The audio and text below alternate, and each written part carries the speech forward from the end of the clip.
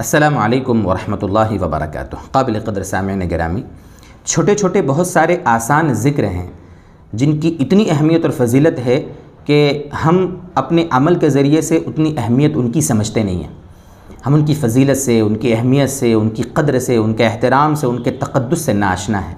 انہی اذکار میں سے ایک ذکر ہے لا حول ولا قوت الا باللہ کا، لا حول ولا قوت الا باللہ۔ حضرت ابو موسیٰ اشعری رضی اللہ تعالیٰ عنہ کو اللہ کے نبی صلی اللہ علیہ وسلم نے فرمایا تھا، بخاری شریف کی روایت ہے، الا ادلک علی کنز من کنوز الجنہ۔ عجیب بات فرمائی آپ صلی اللہ علیہ وسلم نے کہ کیا میں تمہیں جنت کے خزانوں میں سے ایک خزانہ نہ بتا دوں، جنت کے خزانوں میں سے ایک خزانہ نہ بتا دوں۔ اللہ کے نبی صلی اللہ علیہ وسلم نے حضرت ابو موسیٰ اشعری رضی اللہ عنہ کو فرمایا، اور آگے فرمایا کہ وہ کیا ہے، لا حول ولا قوت الا باللہ، لا حول ولا قوت الا باللہ۔ جو صرف آپ 2-4 سیکنڈ کا اپنا وقت خرچ کر کے آپ اس کلمے کو پڑھ سکتے ہیں اور جنت کے خزانوں کے آپ مالک بن سکتے ہیں۔ اسی طریقے سے حضرت ابو ہریرہ رضی اللہ تعالیٰ عنہ سے روایت ہے، طبرانی شریف میں بھی روایت ہے، بیہقی میں بھی ہے، امام حاکم رحمہ اللہ تعالیٰ نے مستدرک میں بھی اس کو نقل فرمایا ہے۔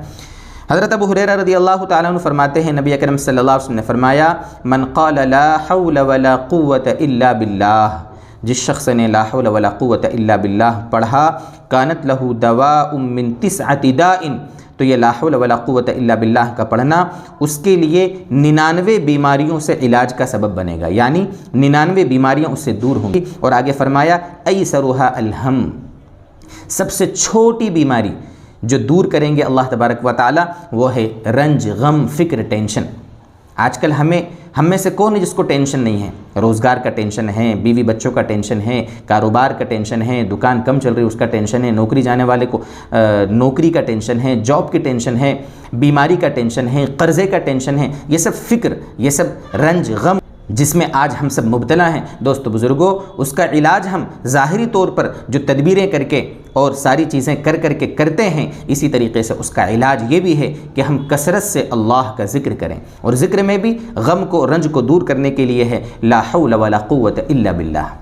آپ ساتھ میں اگر اللہ کی صفات مزید بڑھا لیں گے تو اچھا ہے، لا حول ولا قوت الا باللہ العلی العظیم، اگر آپ یہ بھی پڑھتے ہیں اچھی بات ہے، لیکن لا حول ولا قوت الا باللہ پڑھنے کی برکت سے یہ فوائد ہمیں حاصل ہو جائیں۔ اس لیے درود شریف کا اہتمام کریں، کثرت سے لا حول ولا قوت الا باللہ کا اہتمام کریں۔ یہ چیزیں ایسی ہیں جو غم کو دور کرتی ہیں۔